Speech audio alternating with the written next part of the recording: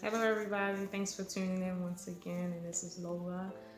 And I wanted to come to you guys today with a video that is a bit personal. And I thought I would share my personal experience with you guys because after witnessing and overhearing a conversation between a lady and another lady today, I felt it was very important to share my story um, in hopes that it would help the conversation about, systemic rape and cowardliness of black men in not quote unquote protecting black women during the slavery and the reconstruction time here in America. It's kind of hard to speak about this subject because it's pretty graphic and it's really recent in my family. It's not it's like hundreds of years ago. Let me preface that with this. The lady that I observed today was speaking about her frustration with the cowardliness of black men not standing up for black women. And she had mentioned how black women have always been being raped, and black men had stood back and not been men and took up for them. And she said some other things, but that point at that part in her conversation is where I dropped off at. I couldn't listen anymore after that. And after getting my feelings together about it, I wanted to speak to you guys about the issue of systemic rape and the cowardliness of black men and set the record straight, okay, as it pertains to history. Now, I'm sorry, you guys, it's just hard to talk about that.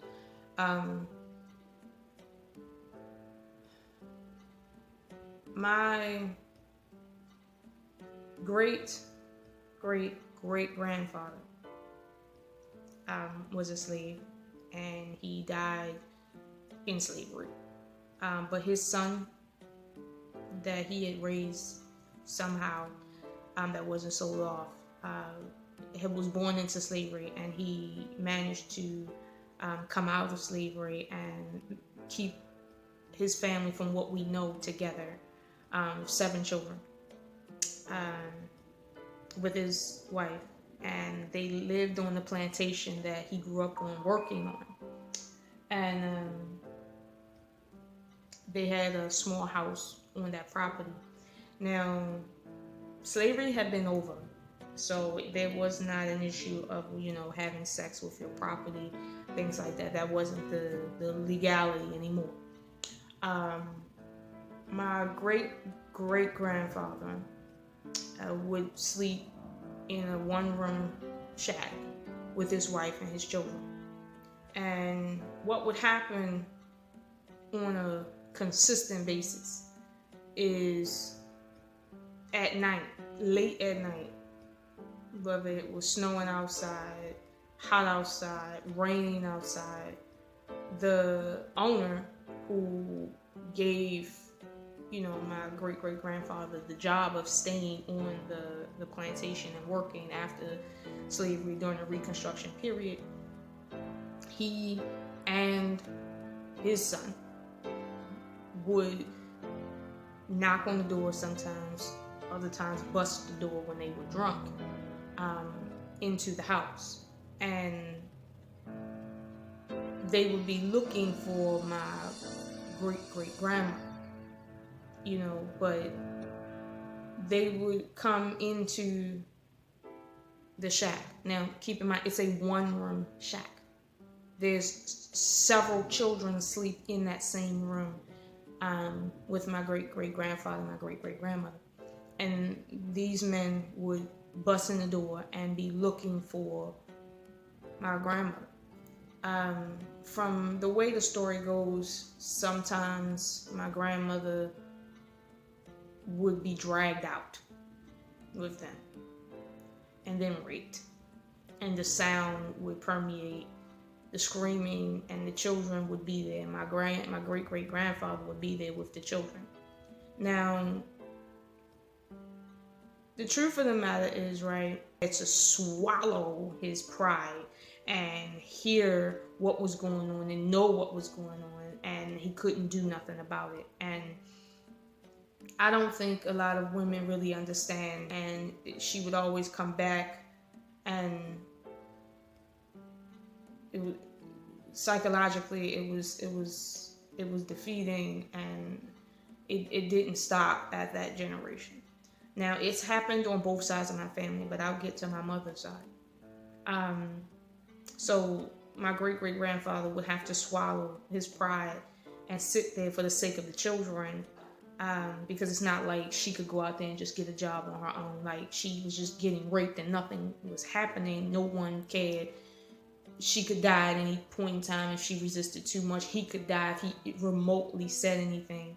And then the children was left there by themselves. And, you know, there was a few times that things got worse. And these are the times that the stories I heard more in depthly during my time living with my father and growing up.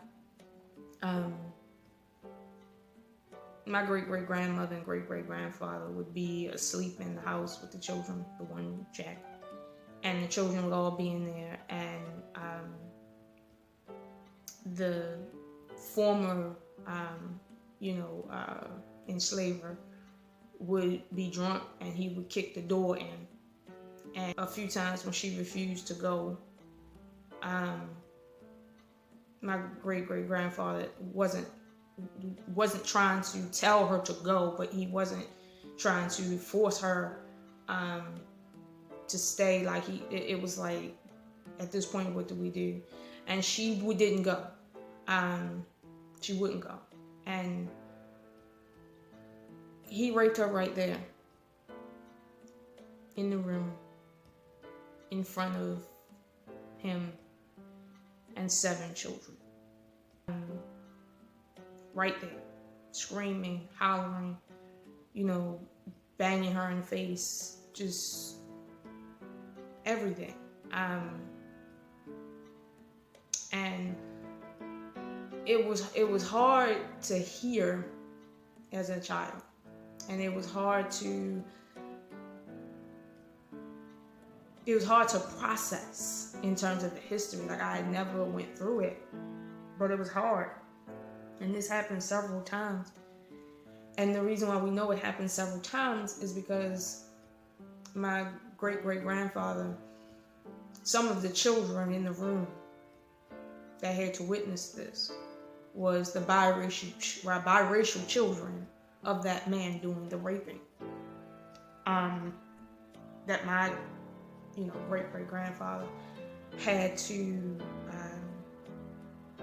take care of as his own. My great-great-grandfather had I don't want to say a hate for the children, but it was a constant reminder of what he wasn't able to do as a man, because if he did, what would happen to his children.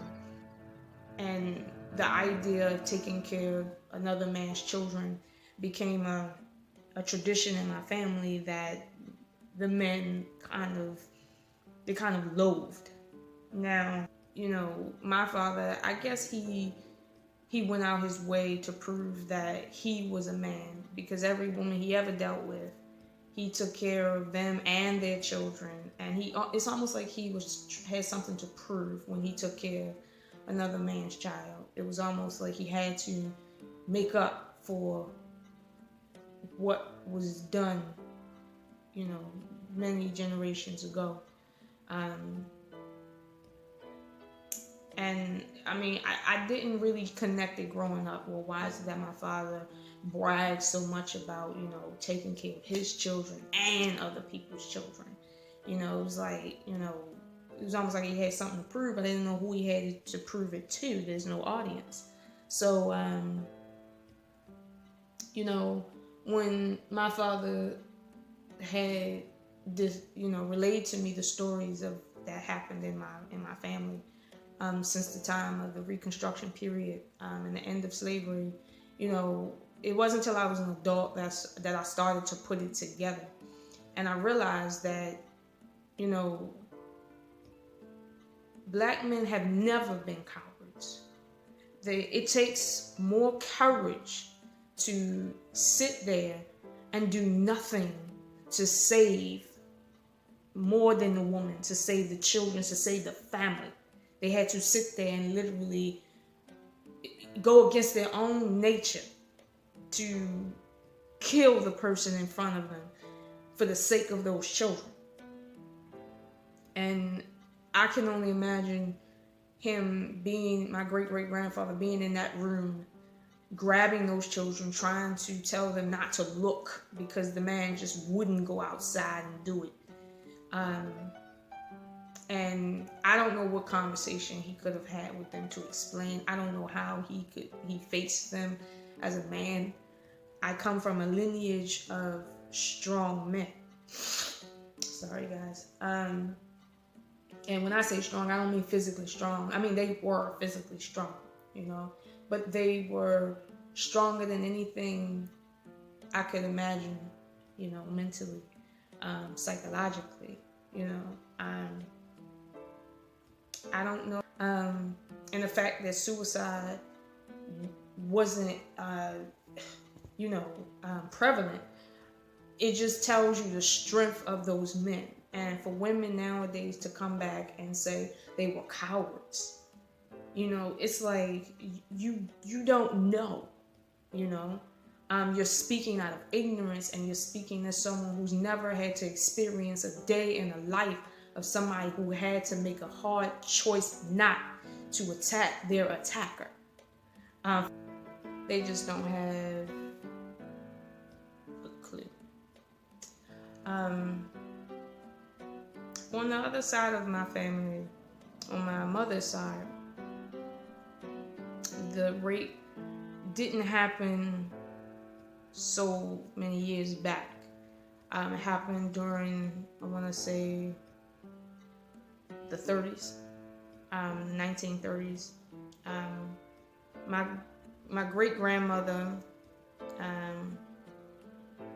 she had been raped, and she had gotten pregnant. And, you know, during that time in the South, there's some weird stuff going on, you know. The guy who raped her knew she was pregnant and stuff like that by him. And he used that to his advantage. So it became like a pimp hoe situation. And my grandfather grew up, my mother's father grew up watching this man, you know, come in and basically treat him like he was the new slave owner or something. In terms of coming in the house and just sleeping with her and kicking them, giving them, you know, bacon, sacks of potatoes, stuff like that, you know, to keep them going. And as a result, my grandfather on my mother's side, who's biracial, he grew up hating white people. And when I say hating them, I mean like with a thug passion. I don't know what it feels like to watch your father come into your house, not even speak to you, but go into a room with your mother, hear the sounds of the sex, and then, you know, he wipe himself off and leave, and, you know, you guys get a chance to have some extra stuff for dinner. Because of the stress behind that, he ended up running away from home at an early age. I think he was like maybe 11 or 12. As a result, you know, he also developed what I want to say, a very chauvinistic perspective when it came to women. The way he grew up, there were stories related in the family of him watching his mother be grabbed by the hair and pushed on the floor and begged to be forgiven for disrespecting the man that raped her. Just so that, you know, things could be okay. And I remember a story of him relaying that, you know, one day this had happened and she was on the pavement or whatever in the middle of the street and he was hitting her, he was abusing her. Why, I don't know, but she was panting like a dog, is what I kept hearing. And it was hot or whatever, it was in the South. And he couldn't stand the sight of her at some point. And I don't even know if it was because really he felt, she had put herself in a circumstance or not. But he knew that the way he came was not because his mother was in love with the white dude or none of that. And she was raped and tried to make the best of it. So, and I noticed, as I said, generations as recently, like the attitude started changing, but the inherent hurt was still there. And it's like, again, it's not that the black men in my family are cowards. It's just that they've been put in a position in which they couldn't raise their hand without losing something else for everyone else. And they had to make a choice. It's like having 2 children. And that's kind of how it is. There's been circumstances in which men have had to, and I'm sure it's happened in my family. They've had to choose which one of their children they were going to let get raped by the man that knocked on the door, the white man that knocked on the door. And they chose the older one because she was stronger physically, and they didn't want to make the decision to give the younger, weaker one, so they gave the older one. And one would say, why would you give your daughter to a white man to rape? It's like somebody's getting raped either way, so you got a choice to let the stronger one get raped or the younger one. It's like, what do you want? Hot or hot as H-double hockey sticks? Which one? You're gonna pick the hot. It's still hot. But that's not a show of weakness. It's like if he was to say, I'm not giving you any of my daughters, trust me, both daughters would have got raped. So it's like, what do you do in those instances? And I feel like when black women specifically, like when white men say stuff and when white women say stuff, it angers me, but it doesn't hurt me on the inside. Like when black people, black women specifically, say these things, and they say these things from a standpoint in which you've never been in a circumstance to know what it feels like to have to go through that, and then come out at the end, and make that sacrifice as a man. We're women. We don't really know what it is to be a man, to have to sit and step down as a man in front of your woman. Men pride themselves on how well they can protect, how well they can provide. And it's like, you're in a position in which if you try to be a man, you will be a dead man. Like, I don't know how they did it, like I know how I would feel as a woman if somebody was to assault my child, rape my child, try to kill my child, and if I flinch, then I'll die and my other child will be in danger too.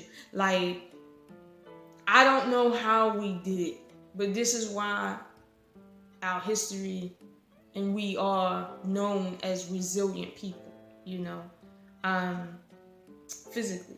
Emotionally, I don't know if we're that resilient because we're still suffering from the effects, the tentacles of all of that psychological damage, And they say, well, let's forgive. You can forgive all day long, but we haven't forgot. And we haven't even got past the post-traumatic stress. I don't understand white people and these swirlers when they get to this point where they want to talk like, let's just talk about something else. It's like part of the reason why black women are the way they are is because they were abused by white men. It's not the black men that they were abused by. It's like generation after generation after generation after generation of rape and systemic horror done by white men, and it causes us to be how we are, hard and often angry and always being in the mode of protecting and fighting. And it's like, we're not doing that because of black men. It's because of white men. I was listening to that girl with the McClure twins, and she was talking to her white husband about why she's not African American and doesn't identify as African American.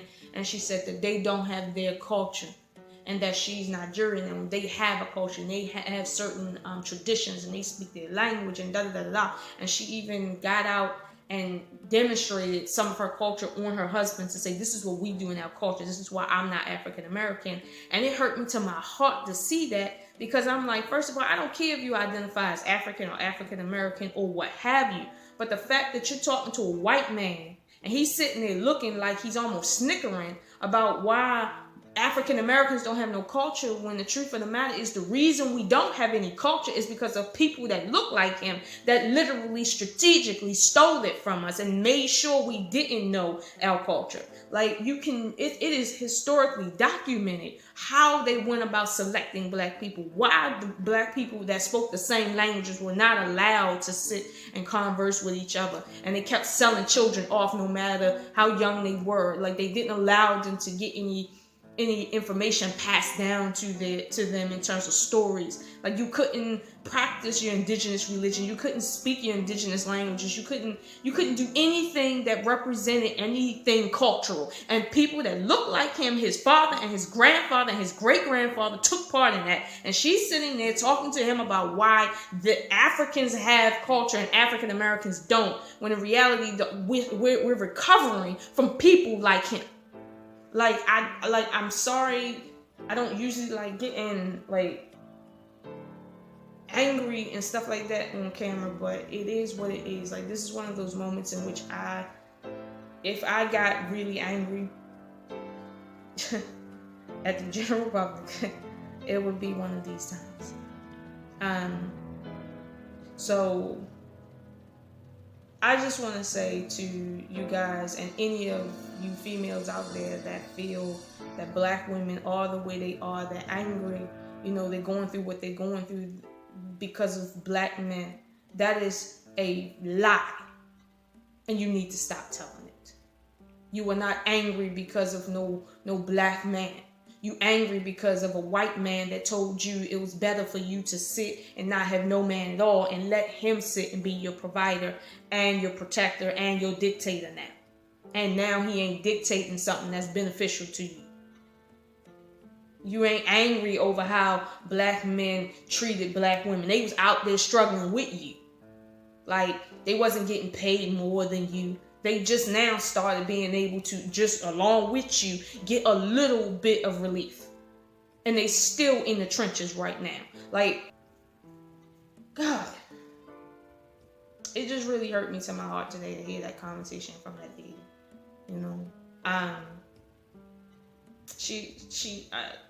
I know she ignorant, she don't know. But it's like, I gotta let you guys know, like, don't ever blame black men for being cowards. Not in this society. You don't have the right to sit and blame black men for being cowards in this society. Not when the police are still showing up, doing crazy stuff. And if they remotely try to defend themselves or defend other men and women that are being hurt by these people, and you know who I'm talking about by these people, they will run the risk of dying and their family now being negatively affected by that simply for just standing up verbally, never mind physically. Like,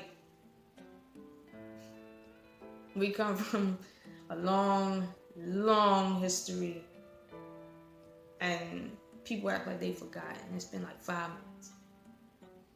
I ain't gonna keep you guys because I think I've kind of ranted enough, I think you guys get it, but y'all finish having your day, and I'm gonna woosah down and finish my day. I hope you guys learn something. I hope that this affects somebody in a way that will positively affect the rest of their life. And I'll see y'all in the next video. Peace.